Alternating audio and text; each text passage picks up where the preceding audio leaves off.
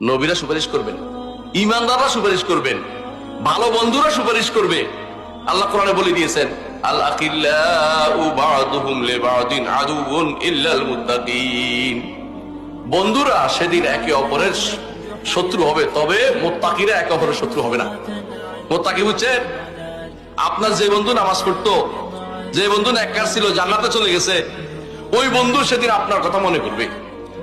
আমার সাথে নামাজ পড়তো একটা ছেলে, টুপি মাথা দিত, কালো, ছেলেটা তো খুঁজে পাচ্ছি না।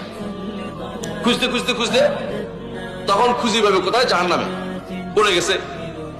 বলছিলাম পাড়ার সব নিচে পড়ে গেছে। আল্লাহর কাছে কান্নাকাটি শুরু, আল্লাহ আমি সুপারিশ করতে চাই, আমার দোস্তের জন্য সুপারিশ করবো, আমার বন্ধুর জন্য সুপারিশ করবো, আমার বন্ধুর জন্য সুপারিশ করবো।